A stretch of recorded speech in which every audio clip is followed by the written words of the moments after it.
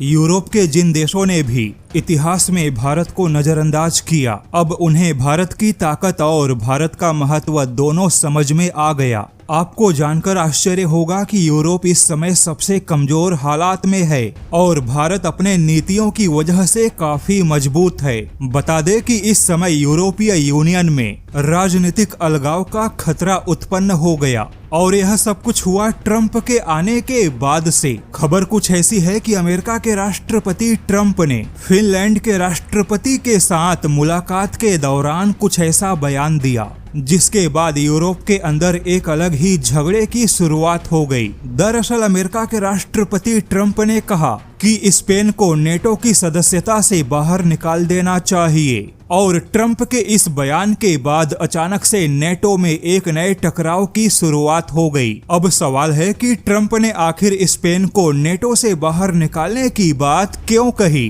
तो इस बात को समझने के लिए थोड़ा पीछे चलना होगा। जैसा कि ट्रंप जब व्हाइट हाउस में आए तब उन्होंने कहा कि यूरोप को अपनी सुरक्षा के लिए रक्षा खर्च बढ़ाना चाहिए। इसके बाद नेटो के सदस्य देशों ने जून 2025 में इस बात की सहमति दी कि वह रक्षा बजट पे अपने जीडीपी का 5% खर्च करेंगे, किंतु स्पेन ने कहा कि वह रक्षा बजट पे जीडीपी का 5% खर्च नहीं करेगा। और स्पेन ही नहीं बल्कि नेटो में शामिल यूरोप के तमाम देशों की हालत ऐसी नहीं है कि वह अपने जीडीपी का 5% रक्षा बजट पे खर्च कर सके। और एक बार फिर से स्पेन ने कहा कि वह जीडीपी का 5% रक्षा बजट पे खर्च नहीं कर सकता और स्पेन ने नेटो के ऐसे प्रयासों का कोई पालन नहीं किया। इसके बाद अब ट्रंप ने फिनलैंड के राष्ट्रपति के सामने यह खुला बयान दिया कि नेटो के सदस्य देशों को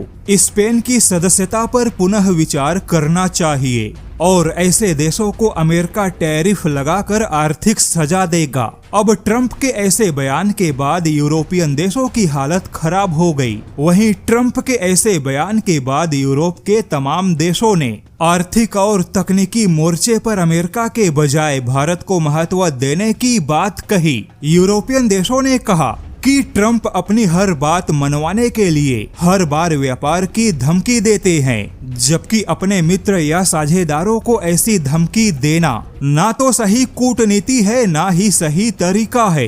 यूरोपीय यूनियन के कई सारे सदस्य देशों ने माना कि अब भारत को सेफगार्ड के तौर पे देखना चाहिए, यानी कि अब यहाँ पर यूरोप को भी अमेरिकी नीतियों पर भरोसा नहीं रहा और वह मानते हैं कि अब केवल अमेरिका के भरोसे अर्थव्यवस्था को नहीं छोड़ना चाहिए, जबकि भारत भी एक वजनदार और प्रभावशाली देश है। यूरोप की अर्थव्यवस्था के लिए भारत एक सेफगार्ड बन सकता है। हालांकि यहाँ पर बता दें कि स्पेन ने ट्रंप के बयानों पर चेतावनी देते हुए कहा कि स्पेन हमेशा से नेटो का वफादार है, किंतु ट्रंप नेटो को तोड़ने का प्रयास कर रहे हैं। अब यहाँ पर देखा जाए तो यूरोप के अंदर हालात ऐसे बन गए कि राजनीतिक अलगाव और मतभेद की स्थिति उत्पन्न हो गई। यही वजह है कि जब ट्रंप ने यूरोपीय यूनियन से कहा कि वह भी भारत पे दबाव बनाए, तब यूरोपियन देश ट्रंप के बातों से सहमत नहीं हुए, क्योंकि यूरोप केवल रूसी खतरे की वजह से हर हाल में अमेरिका के साथ चलना चाहता है। लेकिन अब खुद यूरोप को ही अमेरिका से व्यापारिक और आर्थिक जोखिम महसूस हो रहा है।